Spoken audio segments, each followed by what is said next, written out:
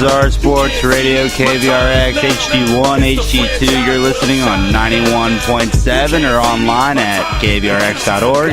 It's Will Bazarsky, September 24th, 7 a.m. Can't be any better. It's time for the top sports going on around the country. We're going to start off with the Texas Longhorns knocking off number 17 TCU 31-16 on Saturday. Are the Horns back? Well, you'll hear in a second.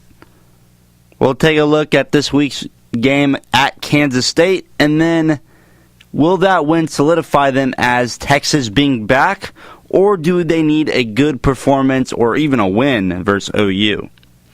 We'll then go and recap some of the college football games that occurred on Saturday. Michigan took care of business against Nebraska, 56-10. Scott Frost and Nebraska 0-3. There's only one place to go from there, and that is up. Number 7 Stanford survived this week in overtime, 38-31 at number 20 Stanford. Bryce Love, 19 carries, 89 yards, 1 touchdown. Continues to get more carries each and every game. Number 1 Alabama taking care of business of A&M, 45-23. Alabama is pretty strong in the quarterback position right now. Tua, 22 of 30, 387 yards, 4 touchdowns. Heisman contender, 12 touchdowns to 0 interceptions. Ohio State, like I said, shined in their return of Urban Meyer this week. It was a tune-up game for this week's game against Penn State, which will be the host of College Game Day. They took down Tulane 49-6. Oklahoma, they were challenged at home this week. Army took them to overtime. Kyler Murray finished with 3 touchdowns, 165 yards, and 1 interception. He's got 11 touchdowns and 2 interceptions on the season. Old Dominion coming out of nowhere. They stunned Virginia Tech. We're going to look at some of the MLB standings. Astros clinched a playoff spot. Yankees also clinched a playoff spot. Cubs 2.5 games ahead of the Brewers. Rockies 1.5 game back. I'm rooting for them. I hopped on the Rockies bandwagon this September. Also going to go into the NFL. Some of the great stories going around, like the Cleveland Browns' first win in 635 days. Another incredible feat. First win in 5 years, Tiger Woods. He's back. We'll talk Clay Matthews and roughing the passer, number 3 on the season. What is going on in the NFL? Are they becoming too soft? Stick around. We'll be right back. Bazar Sports Radio, KVRX, HD1, HD2. The One is coming up next. We're back. Bazar Sports Radio, KVRX, HD1, HD2. You're listening. This is Will Bazarsky. Texas football taking down number 17 TCU 31-16. This is The One. This segment is brought to you by UT Athletic.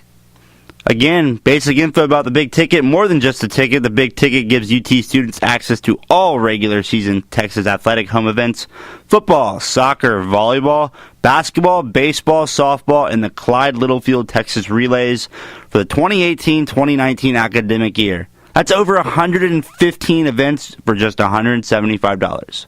If you buy a $25 Longhorn Foundation student membership in the Big Ticket, you receive express entry at football home games and other select home events.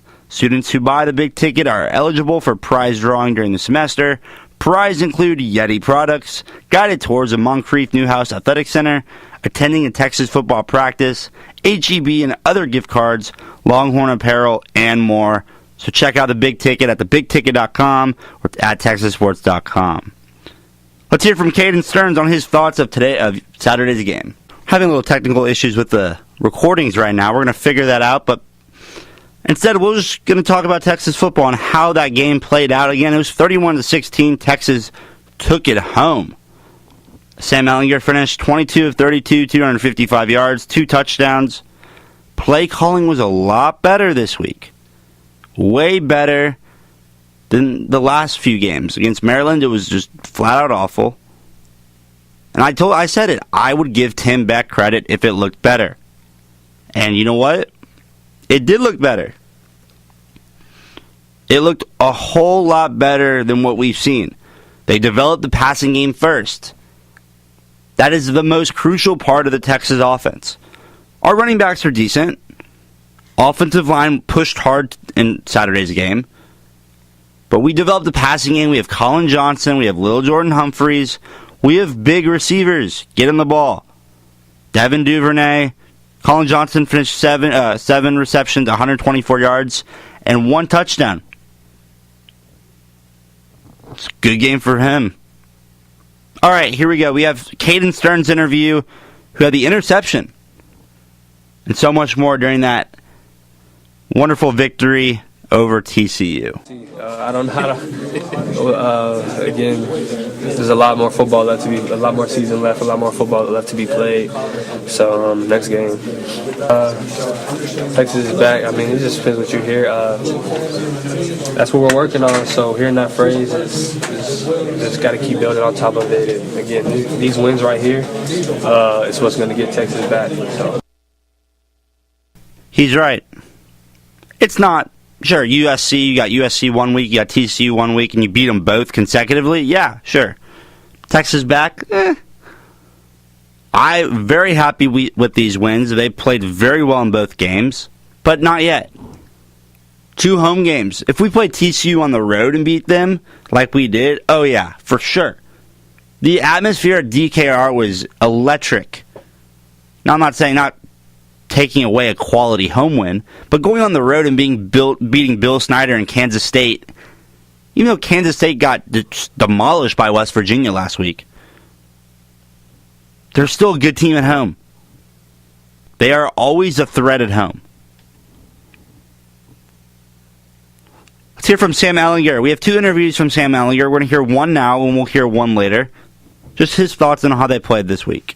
It was incredible to put together a drive at the end of the game like that and really finish something we've been preaching and focusing on as an offense. To be able to do that, it was great.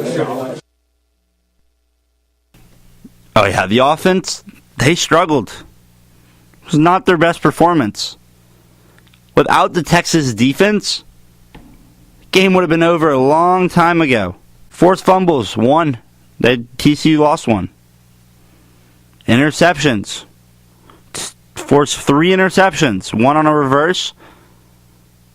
And 2, Sean Robinson threw. We got to take advantage of points off turnovers, and Texas did. They had 14 points off turnovers.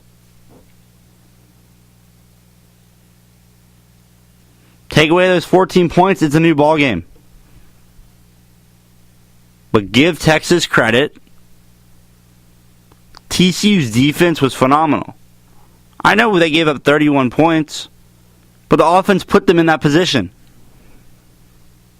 Now, it didn't help that Cameron Dicker missed, it was 2 field goals. Takes away 6 points. Now, going to the kicking position, people are questioning, oh no, we're back to last year. No, we're not. It's 1 game. He does this 2-3 games in a row, okay, maybe. Give him some slack. He's a true freshman. Calm down. Give him time. Let him settle. We have him for 4 more years. Might as well. Let him struggle a couple times early. He'll figure it out. He's played in some big stages at Lake Travis. It's not a 1A school that plays in front of 100 people. They play in front of 1,000 fans, thousands of fans. They go to the state championship almost every year. They play in big-time environments. It's not like he wasn't prepared for the spotlight. Just give him some time. It takes time. But a 31-16 victory over TCU, 2 ranked teams in a row Texas has defeated. Oh yeah, that has some hope. A lot of hope to say Texas is back, but I'm not going to say it. I feel like it's too early to say that. And every time I say Texas is back, which I did last year, we would probably lose the next game. So I'm not going to say it. You go on the road and take down Bill Snyder in Kansas State. Okay, good.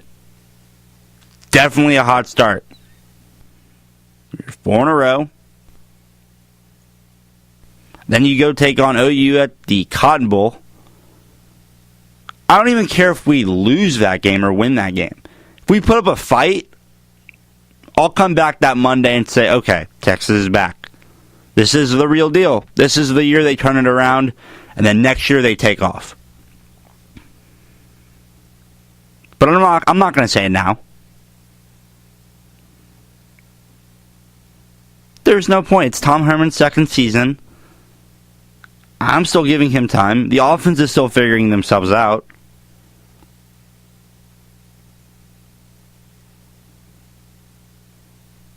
No point.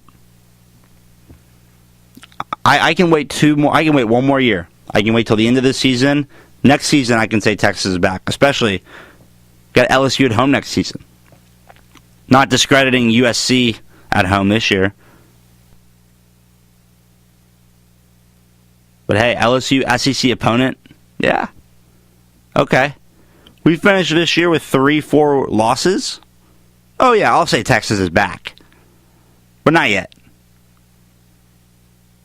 Oh, sure, people have asked me, well, what if we were undefeated? Maybe. If it was a convincing victory over Maryland, but we can what if all day. There's no point to what if. But seriously, if we were undefeated, maybe I would say Texas is back, but there's no point. Not yet. You beat Kansas State on the road, you take down OU. Oh yeah, we're back.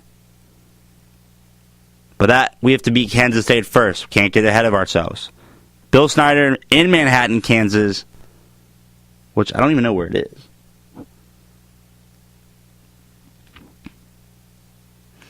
We take down Kansas State, and then we put up a fight against OU. I will say Texas is back, but not yet.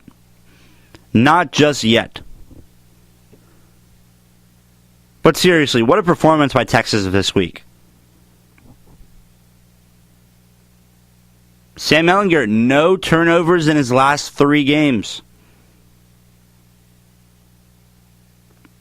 His stats right now are comparing to those of Colt McCoy and Vince Young. It's not a bad place to be. Not bad people to be compared to. Offensive line looked way better than they have in every game this season. Way better. The defensive line looked even better. Chris Boyd, on the defensive side, sure, he got blown open a couple times, but he fought back, had 2 incredible plays. One in the end zone, and one, I think, on the 20-yard line. This is a young team, and they're about to change the course of Texas football. Going 5-7, 5-7, 5-7, 7-6. Definitely 8-9 win team right here. Definitely a lot better on the well-coached side of the ball than they were last year. This is definitely a different team. No question about that. With that, you're listening to The One on KVRX HD1, HD2. Texas football taking down TCU 31-16. You'll hear from Sam Ehlinger, Grant Pringler, who is a member of the Texas Cowboys, Devontae Davis. A little bit later in the show, when we talk more about college football, that will come out around 7:35, 7:40. Stay tuned. We'll be back with college football. Bazar Sports Radio, KVRX HD1, HD2. College football time. You just listened to The One. We talk Texas football. Convincing 31-16 victory over the Horned Frogs of TCU. Kansas State coming up this week in Manhattan, Kansas. Scott Frost in Nebraska falling to 0-3. What's going on? Well, he's turning the program around. Not yet. 0-3. Once again, only one place to go from there, and that is up. I mean, you can go 0-4, so I guess you could go down. But in reality, hey, a win changes everything. Different mindset after a win. Don't be surprised if this isn't the season Nebraska fans were hoping for. And it's not. It's 0-3. But Michigan took care of business, 56-10. Stanford survives. Bryce Love, 19 carries, 89 yards, and a touchdown. Got to get those carries up if he wants to get ready for the NFL. He's definitely going to be an NFL-type running back. He reminds me of Saquon Barkley a bit. NFL, you're going to get 20 to 25 carries a game. That's the kind of guy. That's kind of back Bryce Love is. Alabama. Oh my gosh. Alabama. Too easy. A&M 45-23 win. Is Tua the Heisman favorite now? Well, 12 touchdowns and 0 interceptions definitely helps his resume. Finished with 387 yards as well. I was debating whether Kyler Murray could be the Heisman. Yes, he could. But right now, Tua is definitely the favorite in my book. Kyler's up there, but Tua is definitely the favorite. 12 touchdowns to 0 interceptions. He's the Patrick Mahomes of college football. We'll talk more about that later, but Patrick Mahomes, wow. 13 touchdowns to 0 interceptions. Again, similar numbers. Different level, though. What happened with Virginia Tech? Number 13 in the country, taken down by Old Dominion, who had not won a game this season.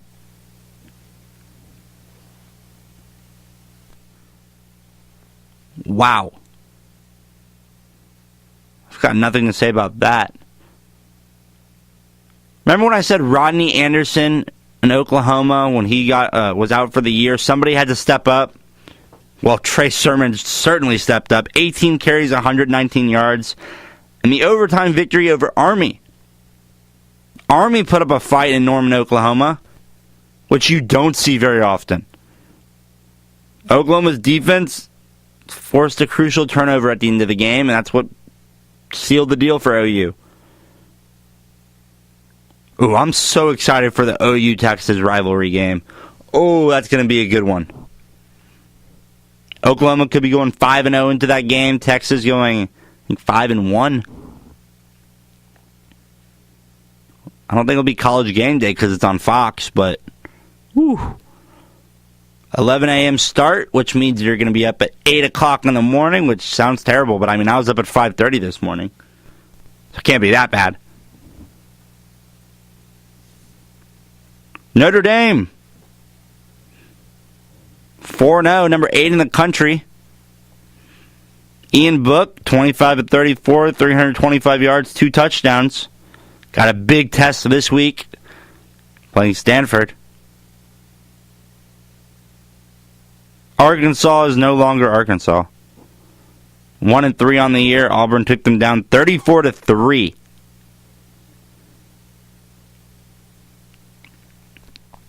Wow. I'm just looking at these scores. Kentucky is 4-0. It's not basketball. This is football we're talking about. Took down number 14, Mississippi State, 28-7. Nick Fitzgerald of Mississippi State struggling at the QB position right now. 16-32, 145 yards and 1 interception.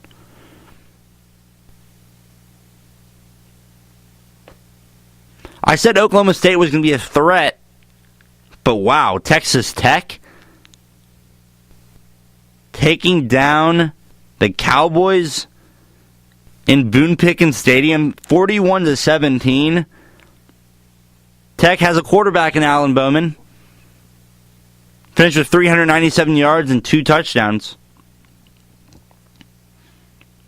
How about Wisconsin bouncing back after last week's loss?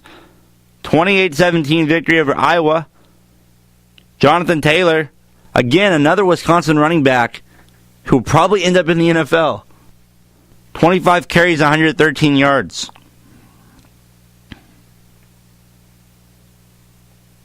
BYU.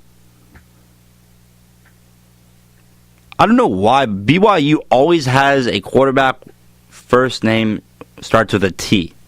Taysom Hill was the guy a couple years ago. Now it's Tanner Mangum. What is going on with that?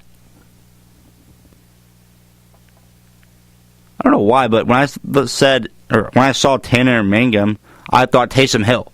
I thought Taysom Hill was back after. I mean, he seemed like he was there 10 years. But BYU, number 25 in the country now. They beat McNeese State, which is, not a... It's more of a moral victory. Woohoo, we beat FCS. But give it to them. They're 3-1.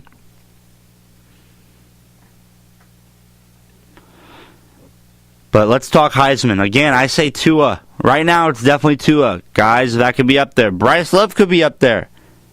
The two guys you got to take a look at. Tua and Kyler.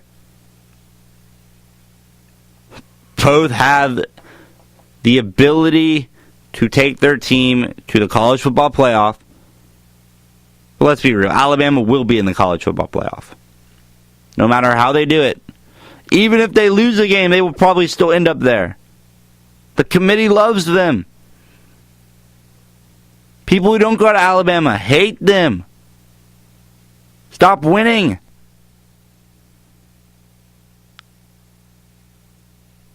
Whoa. I mean, Nick Saban. I don't know what they're putting in the water in Tuscaloosa, but it's winning. Bring it here. Please. Alabama, again, a threat every single season. I just don't know how they do it. Their backup quarterback, Jalen Hurts, could be a starter anywhere in the country. Anywhere. Except for maybe Oklahoma, because Kyler Murray is pretty awesome. Definitely could be a starter at A&M. A&M doesn't really have a quarterback. Kellen Mond, 16 of 33, 1 touchdown, 2 interceptions, 46.8 QBR. Hey, but that's not as bad as TCU's running back Turpin. He had went 0 for 1 with an interception on the reverse pass. Negative 200 QBR. I was actually waiting for a stat. Lowest QBR since September 12th, 1936 or something like that. Fox didn't give me one, but won't be surprised if there was something like that. Does anybody wonder where they get these stats from? Or is it just me? Especially in baseball. First time they've scored in the 7th inning or later, down 3 in a night game at 73 degrees or more, in a crowd of 16,513 or less. Or something of that sort. Because these stats just are beyond me. I have no idea where they're coming up with these. It's like the movie Little Big League. I think it was Little Big League, yeah. Announcer, I can't even remember the phrase, but somebody came up to bat. He says, indoors, 7th inning or later, that's 333 or something. That's what you call stats. Even though I didn't give you the right stat. I mean, I could look it up, but we're going to talk sports. I said we'd play some of the interviews from the game. Said Sam Ellinger. So we have a Texas Cowboy, Grant Pringler. We're going to play Grant Pringler right now. This is a member of the Texas Cowboys, one of the Cannon Crew guys. Hear what he had to say. The Longhorn victory over TCU. I think that was potentially a bigger win than USC. Just going into the away game and then OU 3-1, I think just gives us such a advantage and energy going into the rest of the season that I don't think we can be stopped at this point. Can't be stopped at this point. Well, if we play like this, no, we can't be stopped. There's nobody stopping us if we play the way we did, or not even on offense. I'm talking defense. Offense could play probably the same way. They continue to pass first and run second. We'll be fine. But wow. The defense looked really, really good. Best defense I've seen in a long time. Sure, there are a couple of blown assignments, but you're going to have those. Cornerbacks aren't going to always be locked down. Way better than I've seen in years past. Todd Orlando has turned this defense around. He really has. Tim Beck, on the other hand, offense looks the same. Looks the exact same. However, going down the field more was highly respectable. That was the right call. You have big wide receivers. There's no point to throw it short every single time. Screen left, screen right, handoff up the middle, draw. The designed rollout pass, that never works. Go down the field. Colin Johnson is a big guy. Lil Jordan Humphreys is a big guy. Devin Duvernay, again, big guy. Get him the ball up high, he'll do his stuff. He's fast. They'll beat the corners. When you have weapons like that down the field, attack early. Make them play man or cover two or get the safeties involved. That way, you pull them off and you're able to run the ball. Oh yeah, Texas, the defense looks phenomenal. Offense, turning it up game by game. But they better be ready for OU. Ooh. Offense better be ready to respond to OU's high-powered Kyler Murray, Trey Sermon. They have to be able to respond to that. If not, we're doomed. We're doomed.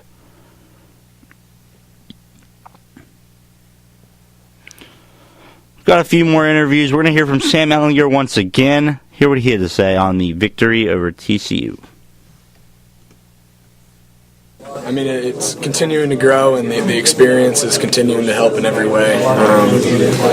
When you have receivers like we do, and the protection up front, it's really easy to play quarterback. And so I think with the experience and with the weapons we have, it's growing a lot of confidence within our offense, and we're getting better.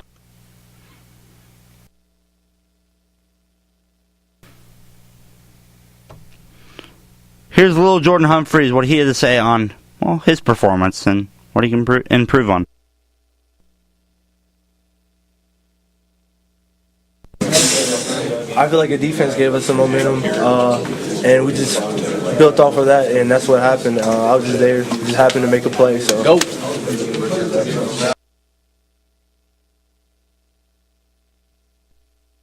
We got more interviews coming. Why not? Gary Johnson, leader of the defense. Why not? Here it is.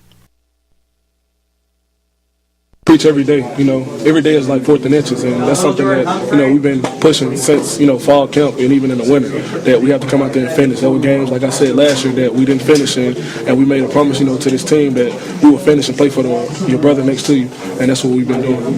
There he is. Oh, they didn't. There's a couple games I can nail off the top of my head they didn't finish. USC, Oklahoma State, OU. A lot of games they didn't finish last year. Wouldn't say they finished against Maryland, but they really didn't even start against Maryland. They're finishing this year. They're making that a priority. Again, this team is a better team than last year. It's well coached, well managed. Players are buying into the system.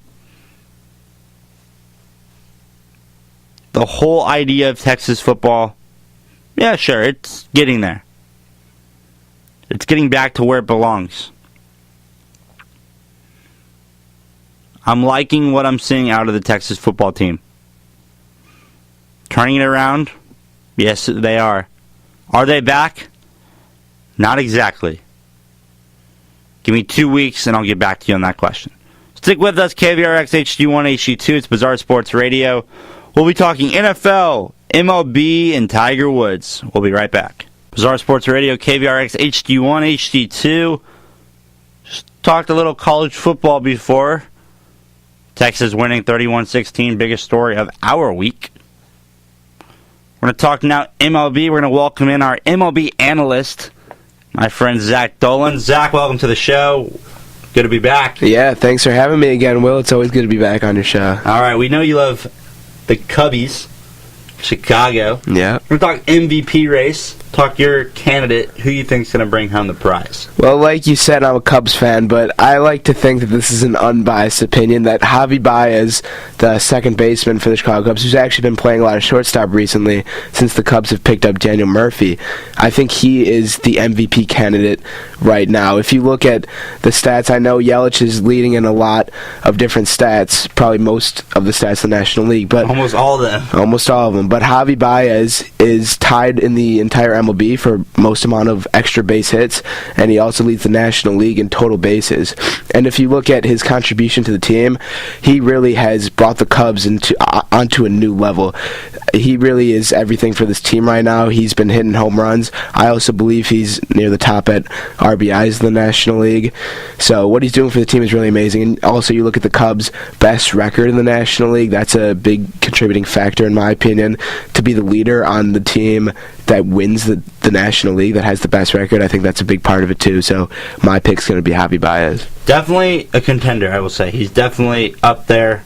If not one, he's definitely two. He has had a remarkable season. I'm going to take Christian Yelich, like I said, or like you said, actually, leading most of these categories in the statistical area. He's batting .356 since the All-Star break, 20 home runs.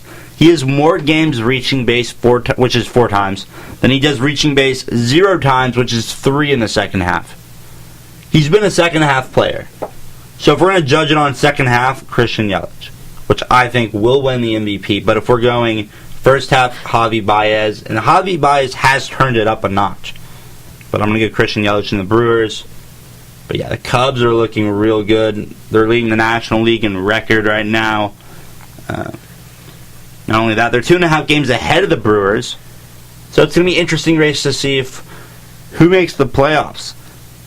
Because right now, it could be 3 teams out of the National League Central. How do you feel about that? I think that's awesome. That happened last time that happened in 2015. It was the first time the Cubs have made the playoffs in a while, and now going this year, it's going to be our 4th year in a row making the playoffs. So Cubs have come a long way. The NL Central has always been a good division, in my opinion. The Astros were in that division at one point. Yeah, they were. I remember that too before they switched to the American League.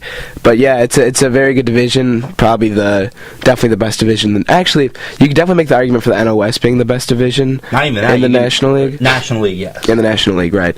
But I think the NL Central is a great division. Cubs have had a tough schedule all year. Even the Reds, who are sitting at 66-91 with the worst record in the NL Central, have given the Cubs a lot of trouble this year. So definitely a well-rounded division, and it's going to be cool to see 3 teams from it make the playoffs. Right, you talk about the National League Central being the best division in the National League, and I can't agree with that more, because there are 3 teams in playoff contention right now. And every other division, it's like the National League East, the Braves, they've already clinched. The Phillies are 9.5 games back at 78 wins. They're not making the playoffs. The Dodgers or Rockies, only one of them will probably make the playoffs, because the Cardinals are at 87 wins, which is tied for the Dodgers in the lead in the the West Division. Mm-hmm. That's a good point. I mean, I predicted a couple weeks ago that the Rockies were going to take home the National League West. And they've struggled in the last 10, 5-5. I would have been with you a couple weeks ago, and really, like you said, Rockies 5-5 in the past 10, and also you look at the Dodgers; they've just been phenomenal as of late. I mean, they're 8-2 in their last 10 on a 2-game win streak. What surprises me though about the Rockies, their run differential is +1. The Diamondbacks +47. I mean, the Diamondbacks are 2-8. They've really declined these last couple of games to fall out of the playoff race. And what's interesting, the first of every month so far, the Diamondbacks were ahead in the National League West, and they're not anymore. 24 days into September, and they're done. They are out of the playoffs. That must be the first time ever in history that's ever happened. Yeah, it's my favorite time of year, September baseball. That's where everything can change. Everything that's happened the entire season, what all these teams have worked for 4 or 5 months, it all comes down to this last month. And it's always super close, and that's why it's the best month for baseball. Are you surprised to see the Braves in the playoffs and doing as well as they are at 88 wins? You know, at the beginning of the season, I would not have thought the Braves were going to make the playoffs. I didn't even think they'd be close to even a wild card spot. But you look at the breakout season from Ronald Acuna, and it's just what the Braves have done with this young team. The pitching has gotten much better, just all around. They've done a really good job with their program, and also with the Nationals losing Daniel Murphy and a couple pitchers around the trade deadline. They kind of threw the season away right there. So it did make it easier for the Braves' path at that point. We're going to move on to the American League real quickly. If it interests me to see that the Astros are 52-22 on the road, yet only have 46 wins at home. And they're done playing at home this season. They just finished their final game, or the final homestand of the year, yesterday. That's just an interesting number to see. Yeah, something you don't really see often, a team that's better on the road. However, that definitely could be a positive going into the playoffs, especially these road games are crucial if you want to take home a series. Yeah, definitely. And especially in the American League, when as good as the Astros are and as good of a record as they have, if they play the Red Sox in the American League Conference Series, like, they're going to be the away team. Right, exactly. Red Sox, again, 105-51. And they're 5-5 in their last 10. They're 5-5, but still looking good week after week. All right, we're going to move on. NFL. Cleveland getting their first win in 635 days. Baker Mayfield will be named the starting quarterback later today. Tyrod Taylor seems like he's done. Cleveland right now. Baker Mayfield is the guy that Cleveland fans and the Cleveland staff really wanted as their QB1, and they have him. He's a natural leader. He did it at Oklahoma, and he's doing it right now with the Browns, leading them to their first win, which is huge for their program. You're a Packers fan, Zach. We're going to talk about the roughing the passer calls on Clay Matthews. I just want to get your take on it. I'll say mine. First off, unbelievable. These are ridiculous. A sack and you're giving him a roughing the passer. He didn't even pick him up. If you picked him up, okay, fine. I'll say not the roughing the passer. But what? Are you kidding? Right. Let me hear what you have to say. And every week it's getting worse, like you said. So this is his third week in a row getting one of these roughing the passer calls, which he rarely got in his career before this year, which just shows the way that the game has changed with all these different rule changes. The helmet rule, whatever. There's a lot of different rules. And as Clay Matthews said after the game on Sunday, he says the NFL is getting soft, and it's kind of hard to disagree with him when, like you said, he got called for roughing the passer on a sack, and every week it's getting worse because he had the roughing the passer the week before, which could have been called the other way as well, but it just seems like it keeps getting worse. So I'm not really happy with the way that the calling has been in the NFL games, and it's really hurting the Packers. 21 roughing the passer calls. I think it was yesterday. I looked that up around 7 p.m. I think it was before the Sunday night game, so I don't know what happened during that game. As it goes with roughing the passer. But we're going to stay before the Sunday night game. 21 roughing the passer calls through the first 3 weeks this season. Guess how many last season through the first 3 weeks? 9. Wow. That's a difference. There's something that's changing, and it's not for the better. And it's not the players either. I don't think that the players are playing any differently on defense. It's not like they're trying to rough the passer. Right. It's not like they're purposely going after the passer more than they used to. How about Khalil Mack and the Bears? Has a sack and a forced fumble in 3 straight games. You know the last player to do that? Who? Khalil Mack, 2016. Yeah, of course. I mean, John Gruden and the Raiders, they need a rushing guy. They need some guy who can come off the ends, who can deliver this. I mean, where is he? He's in Chicago. That's where he is. Because you gave him away. Mistake. Oh, total mistake, and I think John Gruden knows it now, although he'll never admit to it. He will never admit it to the media. That's just the confidence of John Gruden, is he would never admit to something like that. But he definitely was a key set piece to the Raiders' defense, and obviously he would be for any defense that he plays for, but that is a huge loss for them. But Oakland couldn't give him the money that he wanted. And they decided to get draft picks for it. I said it last week. I'm going to say it again this week. If you're just going to get draft picks, and you're going to say you draft another guy like Khalil Mack, not the same Khalil Mack because you can't replicate that, but somebody as good as him, and you're not going to pay Khalil Mack, why would you pay the next guy? Why would you not pay a NFL MVP, but you'll pay a guy who may or may not be the MVP? What is the point if you're just going to trade guys away after they become successes? There's no point. There's no reason to even draft these guys. It's a waste. I don't know what they're doing in Oakland. It's not working. I mean, they're 0-3. Something's not clicking. And I heard rumors of John Gruden and Derek Carr not getting off on the right foot. 10 years is a long time for a contract. 10 years is a long time, especially nowadays, to be at a job. It's a long time. Oakland might be regretting the amount of money they gave to John Gruden. My mom even said it before. She's like, I don't like the hiring. My mother's right. They're 0-3 right now. They have a good team. It's not like they're the Buffalo Bills of football. Because you can't say Cleveland Browns anymore because they have a win. But you can say Buffalo. Even though Buffalo has a win, they just don't look very good. But the Raiders don't look good at all. And that's coming from a Texans fan who don't look good in any sense right now. So John Gruden and the Raiders are 0-3. Nothing is going to change. There's something wrong in Oakland. It's the chemistry, the environment. Maybe it'll change when they go to Vegas. But maybe not. And what a sour way to go out. These Oakland fans have given their all to this team for many, many years. They are one of the most dedicated fan bases. They really are. And that's coming from people who've seen... The Steelers fans come to town because they come in herds. Steelers fans travel. But Oakland fans, they paint their faces and travel. Yeah, and you got to feel bad for them. They've given their all, and then when they find out their team's going to leave, all of a sudden they're not good anymore. Exactly. And they think they have the guy. They hired the guy. Oh, they have the defensive player. They're hoping for a successful farewell couple seasons in the next 2 seasons, but it doesn't look like they're going to get it. Does not look like they're going to get to it. All right, we're going to be right back.